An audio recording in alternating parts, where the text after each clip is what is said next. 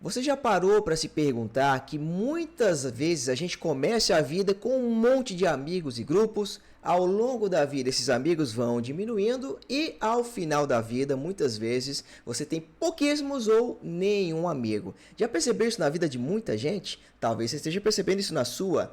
É sobre isso que vai falar esse vídeo interessantíssimo do canal Piradigmas, que se chama Amigos para Sempre? A Verdade Cruel que ninguém te conta. É um vídeo muito reflexivo e bem filosófico que eu trouxe aqui para a gente debater um pouco e aprender sobre ele. Então deixa o seu like aí e simbora.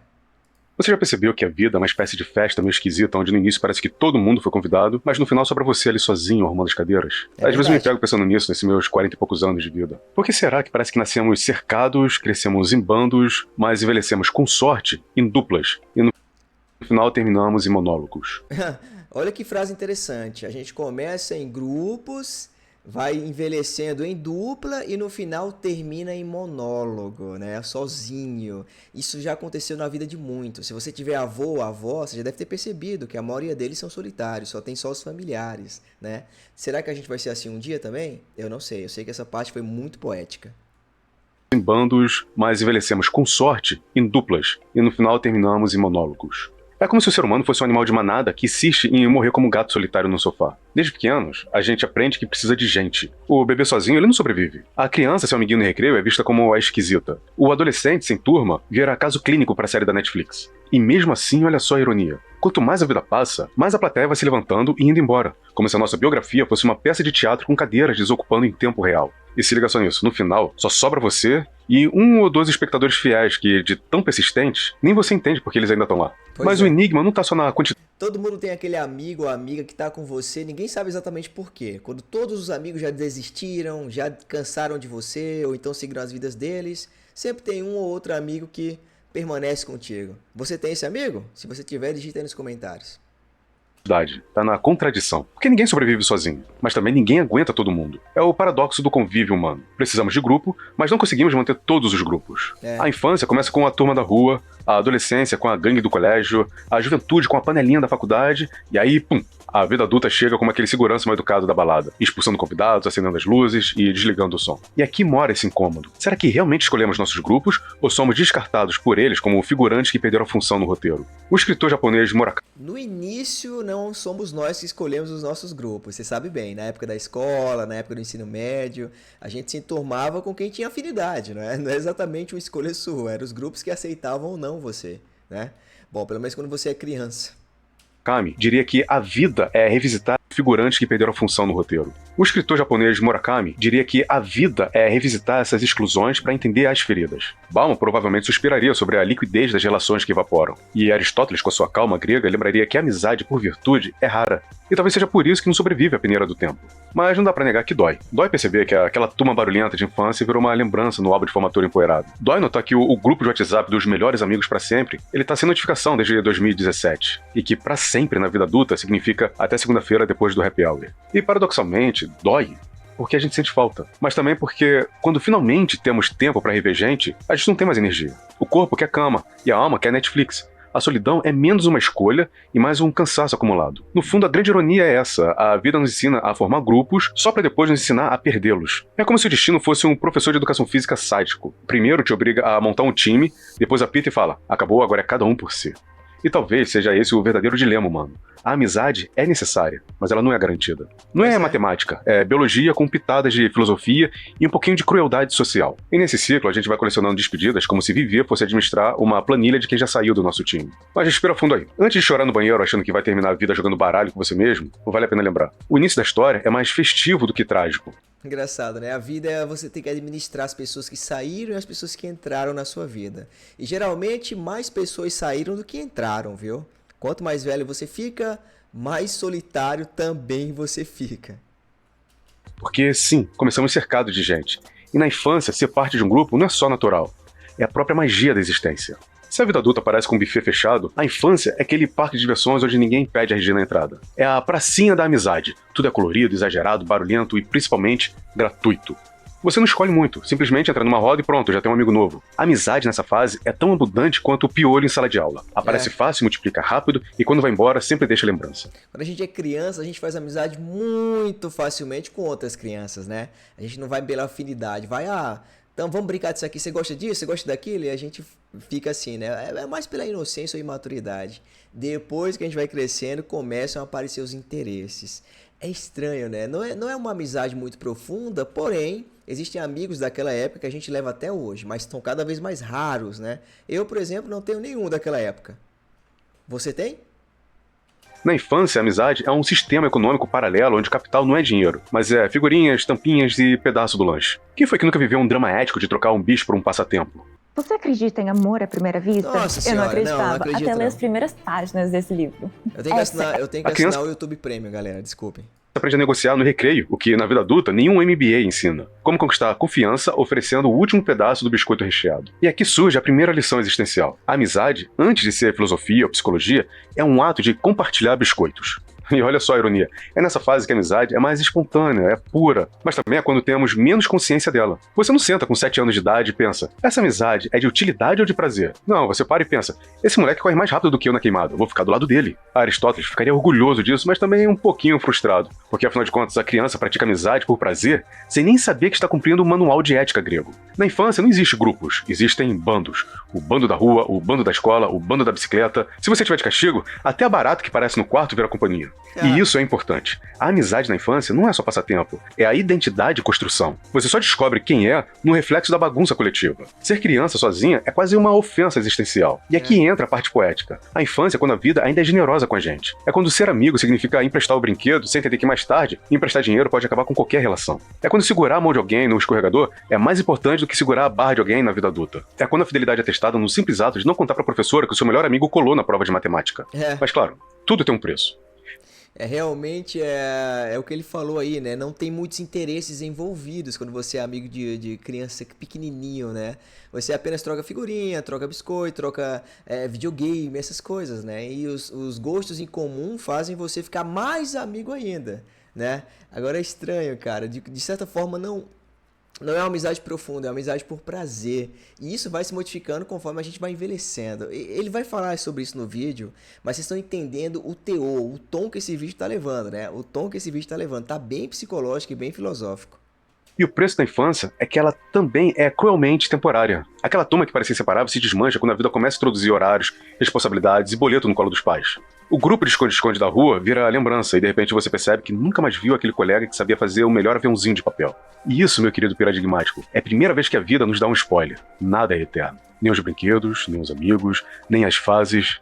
Tudo se move, tudo se dispersa, tudo amadurece. E amadurecer, no fundo, é aceitar que as amizades da infância foram apenas o aquecimento para as grandes guerras da adolescência. Porque se na infância amigo é quem divide o lanche, na adolescência ele precisa dividir não só o lanche, mas também a vergonha, a rebeldia, o corte de cabelo esquisito e a playlist com um bocado de música que você nunca ouviu na vida. E aí, meus queridos ouvintes, a coisa deixa de ser um parquinho e começa a virar tribo com um brasão, uniforme e fronteira bem delimitada. Então, se a infância é Disney da amizade, a adolescência é o Game of Thrones da vida social. Realmente. Não tem mais Mickey Mouse, agora tem um dragão cuspindo fogo, tem território, tem disputa. E claro, tem também aquele seu amigo traidor que jurava lealdade. E no episódio seguinte já estava sentado junto com a galera rival.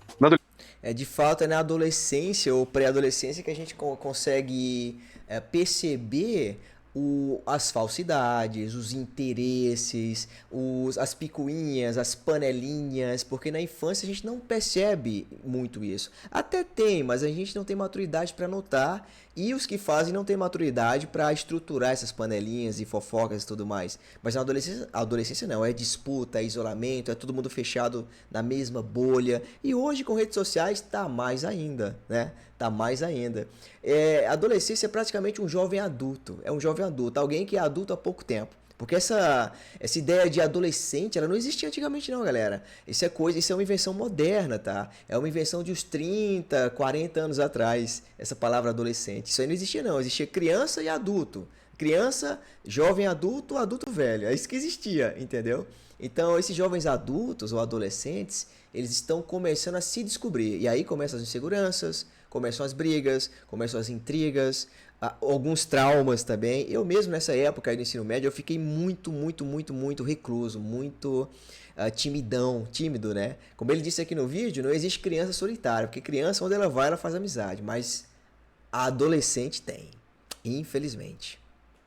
Adolescência, a amizade deixa de ser brincadeira de pular corda e vira um campo de batalha identitário. Você não escolhe apenas os amigos. Você escolhe a bandeira, o uniforme, o brasão. É o pacote completo: estilo musical, corte de cabelo, postura política, ainda que mal formada, a roupa padronizada, até as gírias específicas. É como se a amizade fosse um kit adolescente, uma assinatura premium de pertencimento. Quem não assina, fica de fora. Nessa fase, o grupo não é apenas companhia, é uma espécie de espelho coletivo. Se na infância você ainda se perguntava quem eu sou, na adolescência a resposta é mais ou menos: eu sou o que meus amigos dizem o que eu sou. E aí mora a ironia. Eu sou o que os meus amigos dizem que eu sou. É um momento que você está buscando identidade. E essa busca de identidade é você se adequar a algum grupo. O grupo dos roqueiros, o grupo dos esportistas, o grupo dos punk, dos emo, entendeu?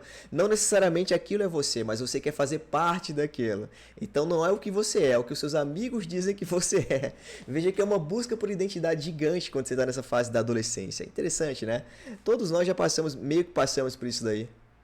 Você acha que está sendo livre, mas na verdade você está seguindo a cartilha da tribo. Se seus amigos são do rock, você é roqueiro. Se são do sertanejo, você é cowboy. Se são do futebol, você veste a camisa. Aristóteles ficaria intrigado. Aqui a amizade não é virtude nem utilidade, é quase uma religião. E tem mais, é na adolescência que surgem as amizades intensas. Aquela que você jura que durarão para sempre, mas o para sempre na adolescência significa mais ou menos até a próxima mudança de escola, até o próximo namoro, até a próxima briga besta sobre quem ficou com quem. A dramaticidade adolescente é tão grande que uma amizade desfeita pode parecer o fim do mundo. A verdade é que nessa fase você tem menos medo de perder amigos do que não ter tribo nenhuma. Michel de Montaigne, esse filósofo do século XVI, dizia que a verdadeira amizade é uma união de almas. Se ele tivesse ido numa escola nos anos 90, talvez ele repensasse seu conceito ao ver adolescentes se unindo por causa de uma banda emo ou por causa de uma calça jeans rasgada no mesmo lugar. Mas existe sim uma beleza nisso. É por isso que iniciam-se as modas. O que é uma moda? Alguém que é muito seguro ou descolado começa a se vestir de certa forma e todo mundo que segue aquele grupo começa a imitar aquele cara.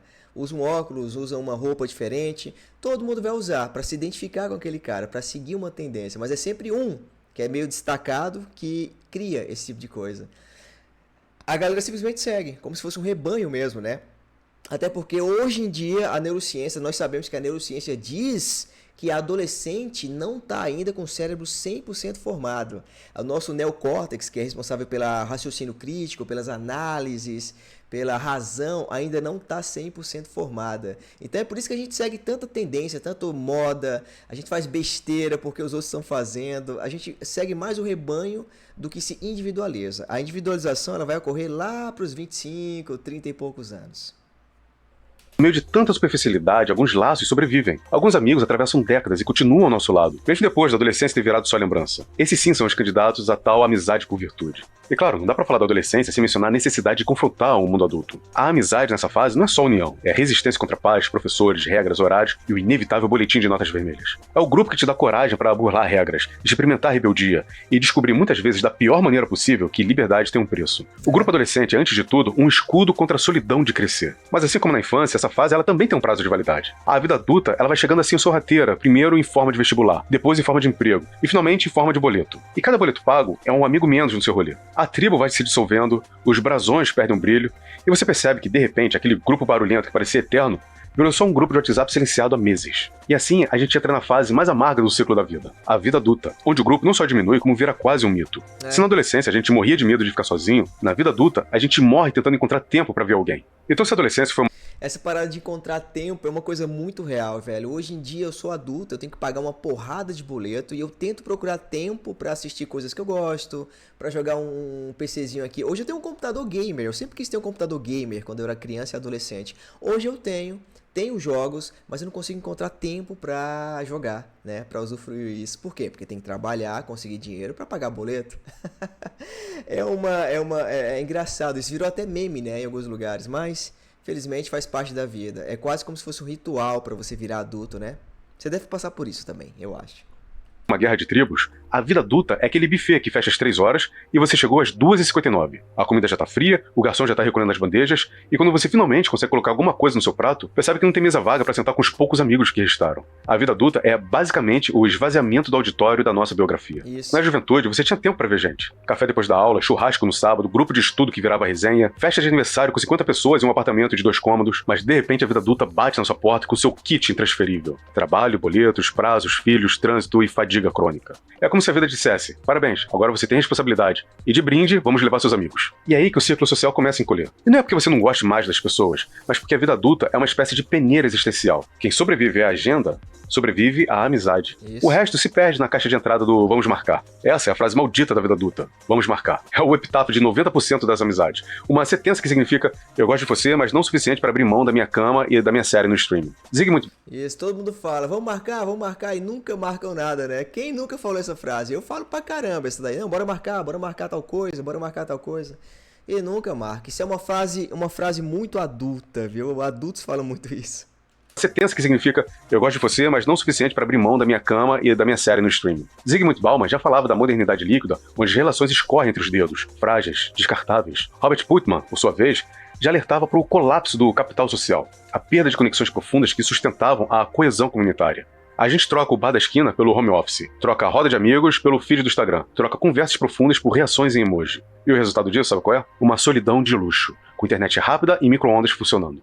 Na vida adulta, até os grupos de WhatsApp viram um zoológico do absurdo. Tem o grupo da família, o grupo do trabalho, o grupo da rua, o grupo da academia, o grupo dos pais da escola do filho. São dezenas de grupos, mas paradoxalmente, não dá pra contar em mais do que uma mão os amigos que realmente aparecem quando você precisa. O resto são contatos úteis, grupos secundários. Ou, como diria o sociólogo Charles Cooley, gente funcional, mas não essencial. E aqui que mora a tragédia cômica. A gente nunca esteve tão conectado e tão sozinho. Nunca foi tão fácil falar com todo mundo e tão difícil encontrar alguém pra tomar um cafezinho numa tarde aí qualquer. É como viver no condomínio lotado, onde cada um tranca a porta e esconde a própria chave. A amizade adulta, ela é seletiva, já não cabe mais todo mundo. A agenda não deixa. A amizade adulta é seletiva, era essa a palavra que eu estava procurando. Quando a gente cresce, a gente seleciona muito bem nossas amizades, entendeu? Quando é criança, a gente não faz distinção nenhuma. Quando é jovem adulto ou adolescente, a gente começa a entender e começar a selecionar. Mas é na fase adulta que a gente vira seletista, né? Seleciona demais até. Não só com o tempo, mas o valor. É engraçado ver isso, né, pessoal? É engraçado. Eu tô fazendo uma faculdade agora, eu percebo que todo mundo nos primeiros semestres é todo mundo amigo de todo mundo legal com todo mundo, mas conforme os semestres vão avançando, as pessoas começam a ser seletistas, começam a selecionar quem é importante e quem não é, quem é isso, quem é aquilo. Isso é algo natural do ser humano, mas é mais de adultos. Você já fez isso? Com certeza já fez, todo mundo já fez, né? Você já foi selecionado e selecionou também amigos? Não dá pra ser amigo de todo mundo, né? O corpo não aguenta. E a paciência, essa então, ela já foi embora com o meu último fio de cabelo. O adulto, no fundo, ele é um jovem cansado. E esse cansaço corrói até os vínculos. O adulto, no fundo, é um jovem cansado. É frase excelente. É isso mesmo, né, cara? Na minha opinião, o adulto é apenas uma criança envelhecida. É uma criança com toda a bagagem de criança da infância dele, porém envelhecida. Ou que o tempo já agiu sobre ele, né? Tanto é que tem coisas que, quando a gente é criança, a gente nunca esquece.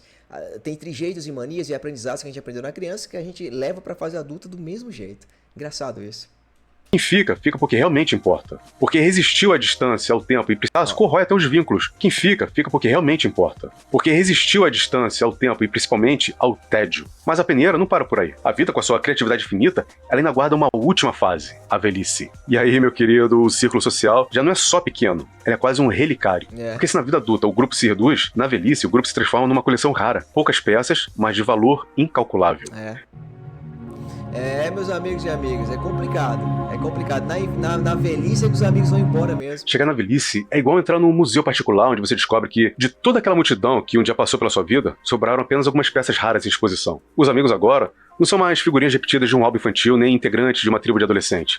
São relíquias, são preciosidades que resistiram ao tempo, às mudanças, à distância, às brigas bestas e até o WhatsApp. Na infância, a amizade era abundante, igual o docinho aniversário. Na adolescência, era explosivo, igual fogos de artifício. Na vida adulta, seletiva como uma peneira chata. Mas quando chega a velhice, na velhice ela se torna escassa. E por isso mesmo, ela se torna sagrada. É o momento em que a quantidade não vale mais nada. O que resta é a qualidade. De fato, eu acho que na velhice, a amizade de um idoso com outro idoso é uma coisa mais... o topo do seletismo, o topo do topo do topo de selecionar uma amizade, né? Porque aquelas pessoas viveram muito, ou passaram por muita coisa na vida. A maioria dos nossos amigos a gente vai se afastar, pessoal. Novos amigos é bem difícil de se fazer quando você é adulto, né? Se você já fez um novo amigo depois de adulto, digita aí no chat. Seria interessante comentar a respeito. A gente seleciona muito as pessoas. Melhor, a intensidade. O amigo que ficou até aqui não é apenas companhia, é testemunha ocular da sua existência. Michel de Montaigne dizia que a amizade verdadeira é a união de almas. Na velhice, isso finalmente faz sentido. Não porque viramos místicos, mas porque a essa altura já não sobra energia para relações superficiais. O amigo que está do seu lado nessa fase, ele não conhece apenas as suas histórias, mas também as suas rugas, as suas derrotas, os seus silêncios. É alguém que lembra quem você era quando você ainda tinha cabelo e seu joelho ainda não estalava. A ironia é que justamente quando as amizades ganham esse valor afetivo e existencial, a vida começa a restringir o acesso. O corpo já não acompanha, a mobilidade reduz, os encontros rareiam. É como se a existência dissesse: sim, você realmente entendeu o que é amizade. Pena que agora dá mais trabalho sair de casa do que manter a amizade. A velhice transforma até o ato de encontrar amigos em um evento épico com logística de guerra. Remédios, transporte, horários compatíveis com a sua rotina. Mas é nesse aperto que o vínculo se intensifica. O único encontro pode valer mais do que 10 festas da juventude. Uma conversa simples pode iluminar semanas inteiras de solidão. Sabe aquele amigo que você não via há muitos anos e do nada você vê ele e você conversa como se nunca tivesse parado de vê-lo, né? Como se não tivesse distância. Todo mundo tem um amigo assim, eu também tenho um. Eu fico meses sem falar com ele e quando eu vou falar com ele parece que a gente se falou semana passada. É impressionante isso. A amizade na velhice é como um vinho raro. Ele não serve para matar sede, mas para dar sentido a tudo que veio antes.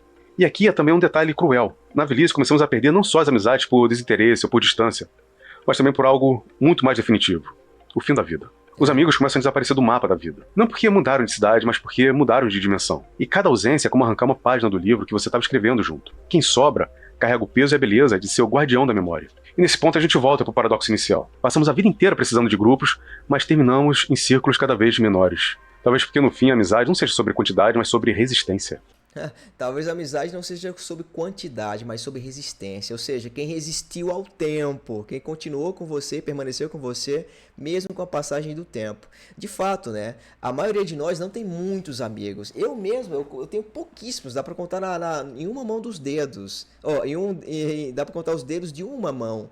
Os poucos amigos que eu tenho. Mas quando eu era bem novinho, eu gostava de fazer amizade com todo mundo, né?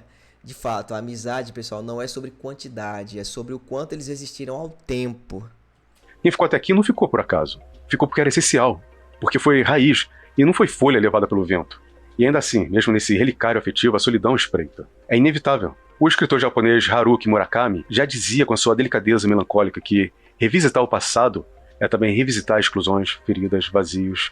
E a velhice é esse grande espelho. Mostra o valor do que restou, mas também o peso do que se perdeu. A solidão é tipo um daqueles convidados que ninguém chamou, mas que insiste em aparecer em todas as fases da vida. Na infância, a solidão se disfarça de criança isolada no recreio. Na adolescência, é o adolescente deslocado tentando se filtrar em alguma tribo que não expulsa depois de 3 dias. Na vida adulta, a solidão veste terno, frequenta reuniões e mora dentro do vamos marcar, que nunca se cumpre. E na velhice, ela vira inquilina fixa, paga aluguel atrasado e ainda pede a senha do seu Wi-Fi. Mas a solidão tem uma característica intrigante. Ela é um espelho cruel. Ela não mostra apenas quem tá com você, mas principalmente quem não tá mais. É aquele reflexo que devolve os vazios, as ausências, os lugares da mesa que ficaram permanentemente vagos. Quando Murakami, no seu livro O Incolor Tsukuru Tazaki e seus anos de peregrinação, ele fala de Tsukuru revisitando o passado para entender por que foi excluído do seu grupo de amigos. Ele tá justamente apontando para esse espelho. A solidão é muitas vezes a pergunta que nunca foi respondida.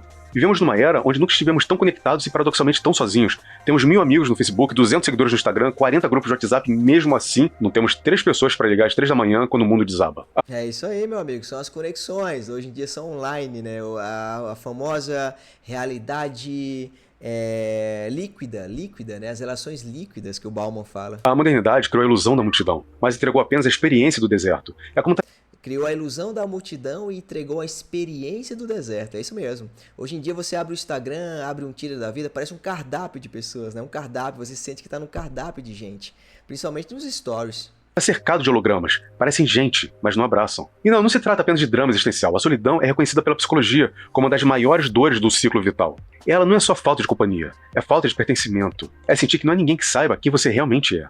Falta de pertencimento, isso é um grande problema hoje em dia. É isso aí que faz a gente, quando é criança, ficar no meio de grupos, entendeu? A gente quer pertencer a alguma coisa. Quando você cresce, você cria um novo propósito para você, um outro pertencimento que não seja só em grupos, né? Mas a solidão, quando ela é muito extrema, ela causa isso daí, uma espécie de vazio existencial, sentimento de rejeição, ou falta de propósito, coisas desse tipo, infelizmente. E convenhamos, a sociedade moderna parece projetada para maximizar essa sensação. Trabalhamos isolados, convivemos superficialmente, consumimos vínculos como quem troca de celular, com um prazo de validade curto e com contratos de obsolência programada. Mas aqui tá a ironia que dói e faz rir.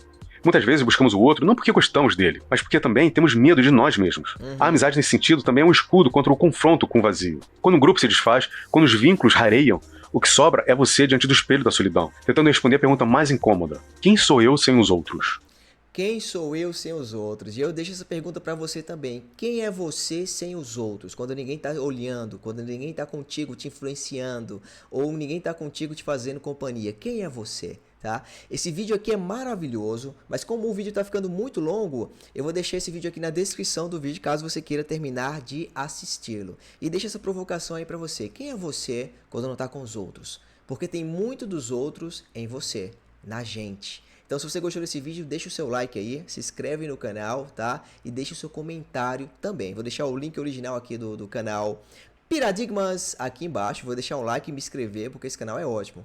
Gostei pra caramba, tá bom? Então é isso, galera. Deixa o seu like, grande abraço. E ó, clica nos vídeos aqui pra gente se ver nos próximos vídeos e continuar comentando sobre a vida em busca de significado.